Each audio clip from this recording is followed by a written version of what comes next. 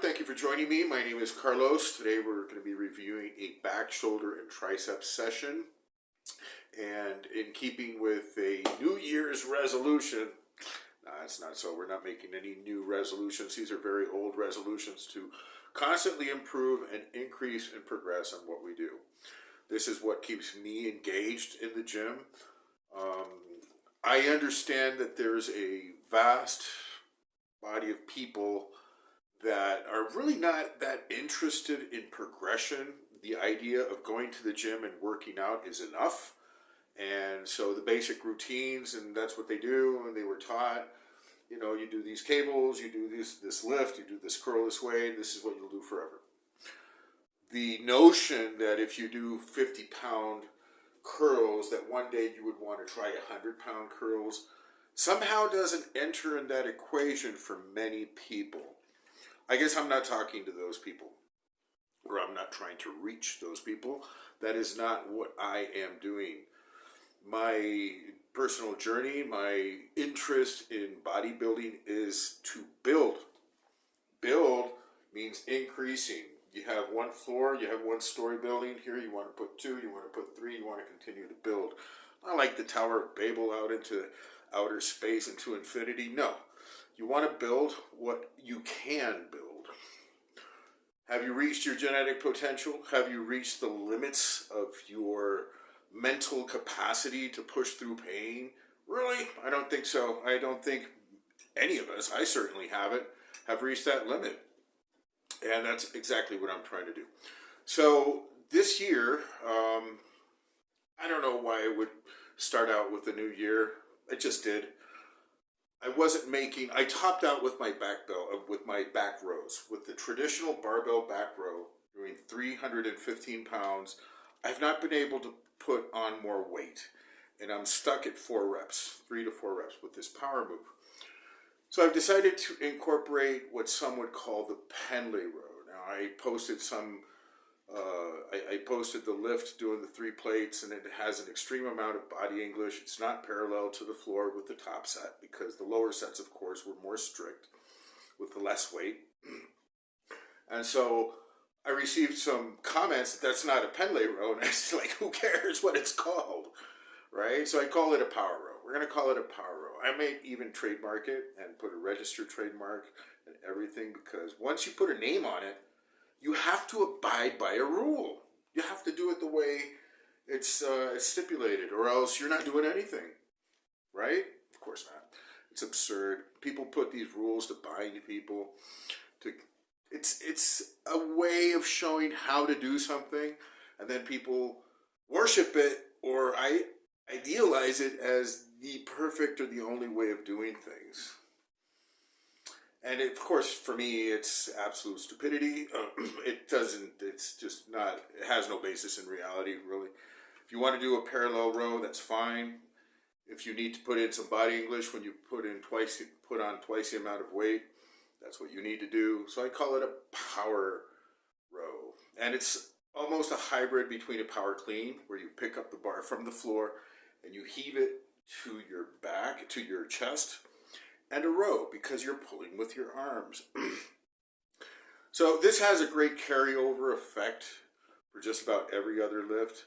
As a matter of fact, it's been documented that the power clean in and of itself is one, if not the most efficient power move there is, with the least risk to reward, the highest, or the least risk to reward ratio, say, comparing it to like the deadlift.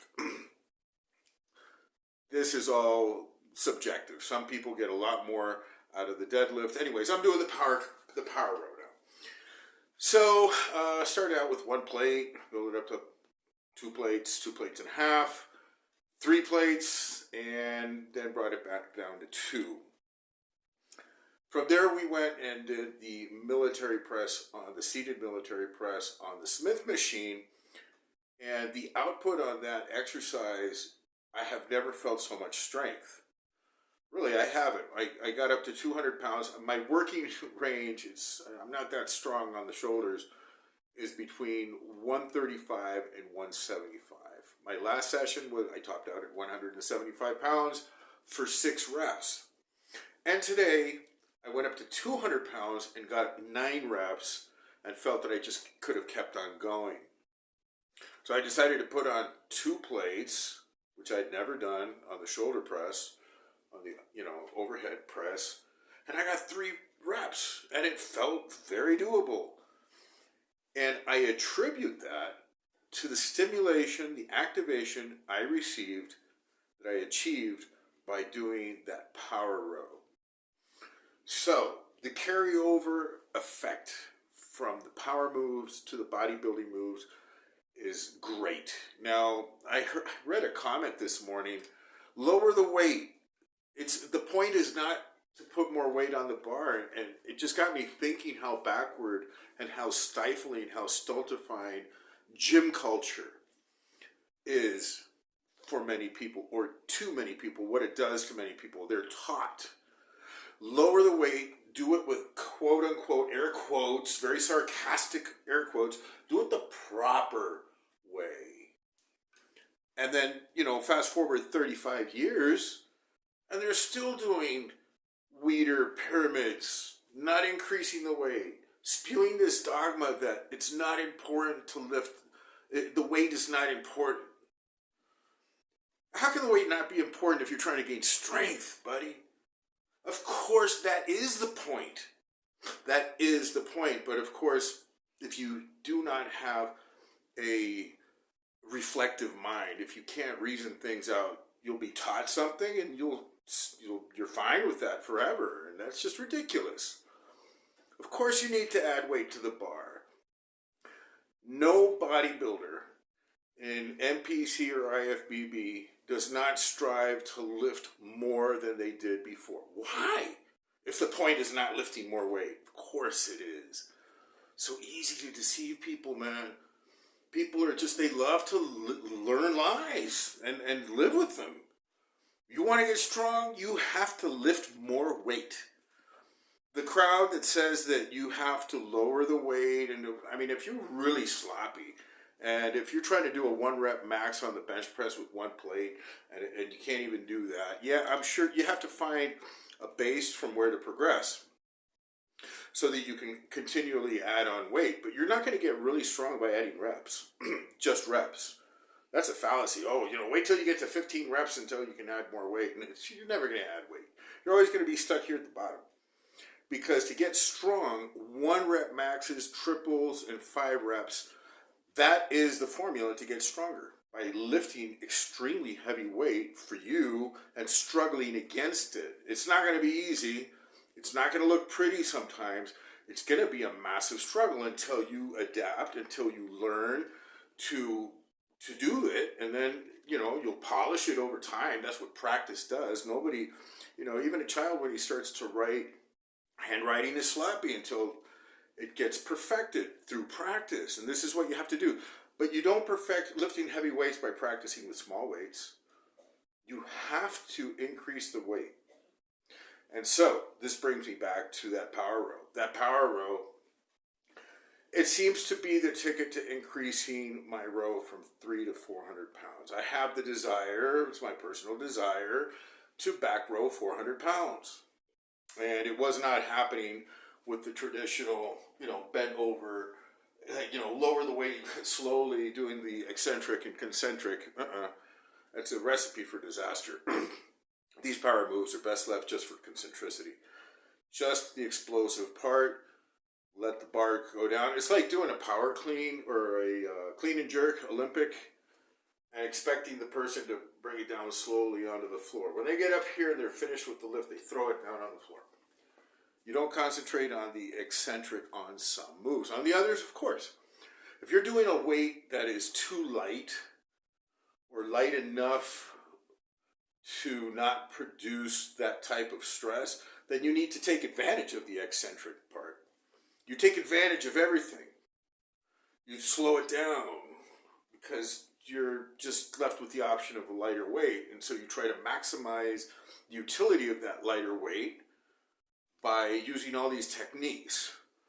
But when the game is strength, Now, I know a lot of bodybuilders. I mean, and it's going to be never ending. And some people will never be reached because there's a school of bodybuilding out there that says, well, you don't need heavy weights to build these massive physiques. You know, I was watching a podcast the other day with Phil Heath saying, you know, I would never lift like like Ronnie or like Jay Cutler. Like they were lifting very heavy weights. And I found that I really didn't need that. And I said, yeah, maybe Phil didn't need that. He's called the gift for a reason. It seems like his muscles blow up with very light weight. Do you know anybody who is like that? Are you like that? No, right? You probably need heavier weight.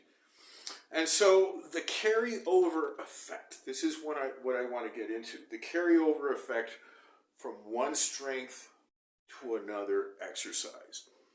What does a power row have to do with a seated military press? Evidently, it has to do a lot. I see that my strength potential is mostly limited by my willing capacity to produce the force. In other words, it's up in my mind.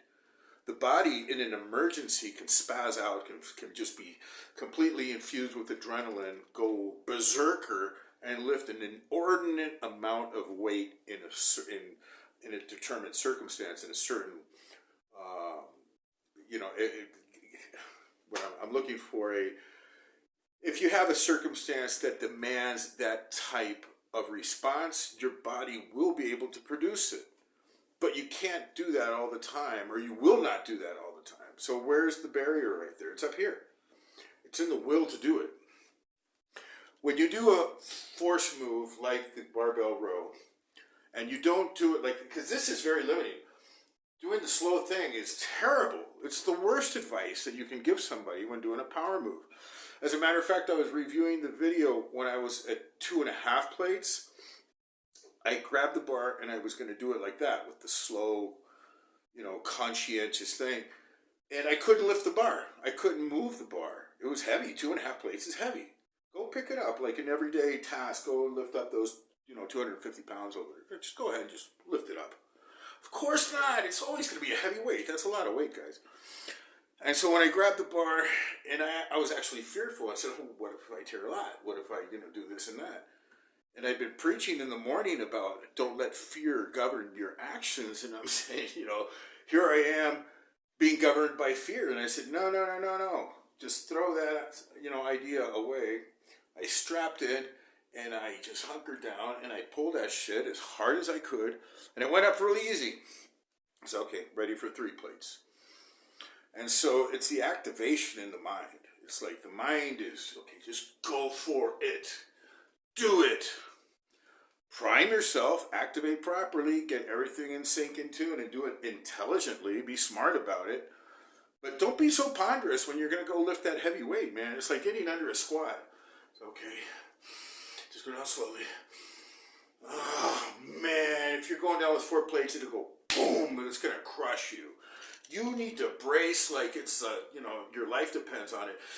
Take that big breath, and you go down, and then you explode up. But this is like your mind, okay? But you go down like, just get slow. You do it nice and easy. You're going to be fucked. That's all I have to say. You have to go berserker at some point. You're going to have to produce an inordinate amount of force if you want to build up these strength levels. That brings me to the military press. Military press.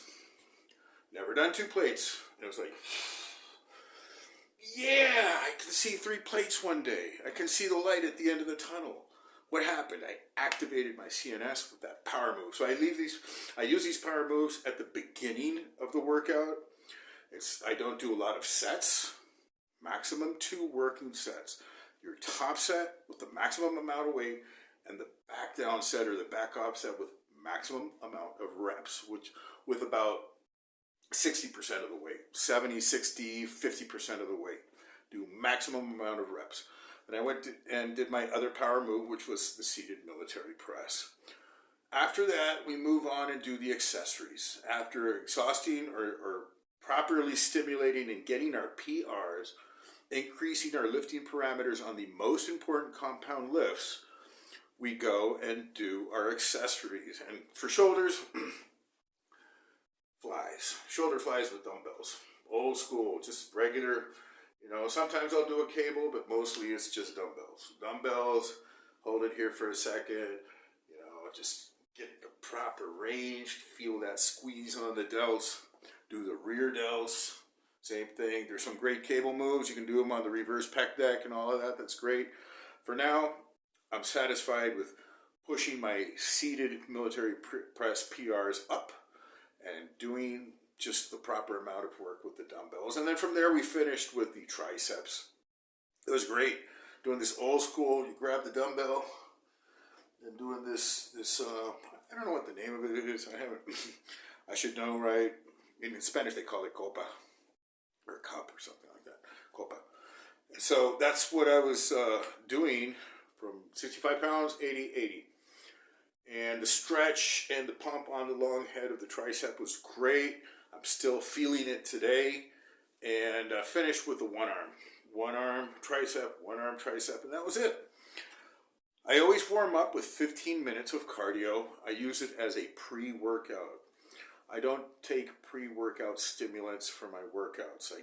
I'm a very high adrenaline type of person anyways, and I really don't need the extra stimulation. It has a paradoxical effect on me where it kind of shuts me down. So I use my cardio to get into it. And I do a moderate amount of cardio. I don't do it very easy either. I try to go hard, but I don't go for maximum sprints and try to really just bust the machine up. No.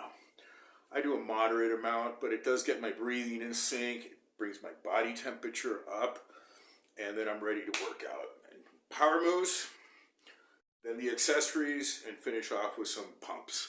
And that was it. So that was it for today. Shoulders, back, triceps. I'll leave you with the narrated video at the end. And that's all I have to say for today. God bless everybody. We'll see you on the next episode. So today's session started out with a new move that I will be implementing for my progressions. It's called the pendlay roll, the pendlay row.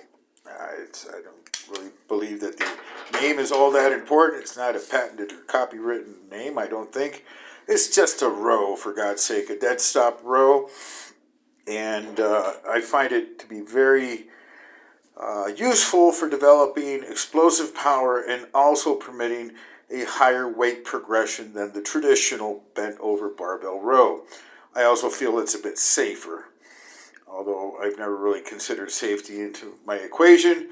I just go for it. Thank God I've never been injured here. We're doing 275, just primer reps to build up to this top set here, 315.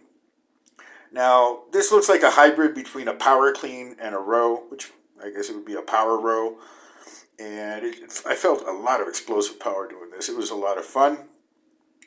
But here to give this exercise some justice, we brought it back down to 2 plates, tried to do it a bit more strict, and went for higher reps. Like I said, this is the first time doing this, starting the year, the beginning of a new power progression.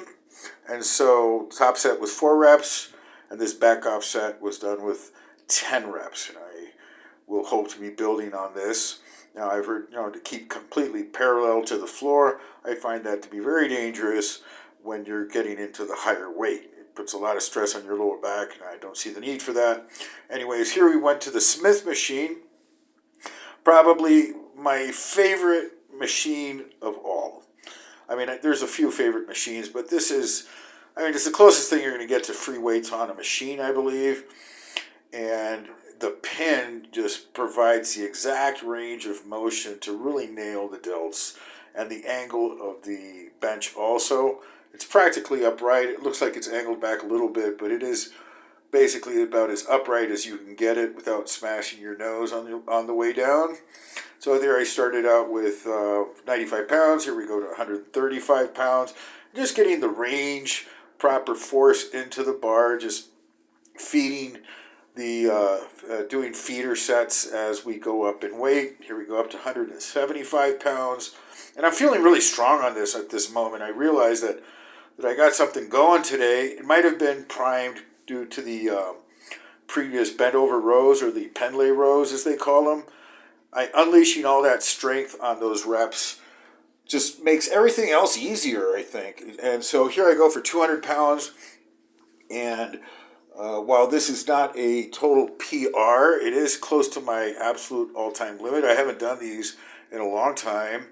And here I got 9 reps. And I was just feeling great. And this was going to be my top set.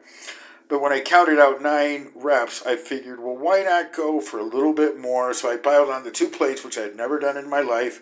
And I managed to crank out 3 reps, which I was very surprised to do. I couldn't believe that I did those two plates. I'd never done them before in my life. It felt really easy. So here we back down to 1 plate again to do the back off set and going for maximum reps. And this is just feeling like the greatest pump on my shoulders. Perfect angle, perfect stretch, just really pushing with the delts. Very little like arm involvement. It was just like all delts here. So it was feeling really good. Probably one of my best shoulder sessions in a long time. I mean, I've had some good sessions, but this one was just really exciting for me, as I can see that I will be progressing beyond 2 plates, and that's like a dream come true for me. If I ever reach 3 plates, I'll be very excited with that. And so here we reach 20 reps, and it's the last time I'll be doing that weight with 20 reps. It's time to move on. So here we followed up with lateral raises, just sticking with a standard 30-pound dumbbell and working with these. And I think I will be working with a standard weight for a while. I won't be doing pyramids. I'll just be trying to get in more work volume and more mind-muscle connection with this particular weight. It felt really great. Like everything just felt good after doing those power rows with the pendlay power rows. It felt great. Now this bent over row, very easy for me with the 35 pounds. Here, just really trying to get that mind-muscle connection, squeezing the back of the delt, really trying to focus on just mashing the back of the delt, isolating it from the rest of the musculature, not getting, my traps involved. Although, truth be told, everything gets involved when you're doing these exercises. It's not possible to completely isolate, nor do I believe it's desirable. Just do the movement. Don't overthink it. Just fly, fly, and fly. It gets to the point where your muscles will be extremely fatigued, as mine were at that point. Here we went to a old school exercise. I haven't done these in a while. The seated dumbbell triceps extension with 1 dumbbell, 2 arms. And I don't know what they call this exercise, just a dumbbell extension, although you can do it isolaterally with 1 arm, which I do at the end.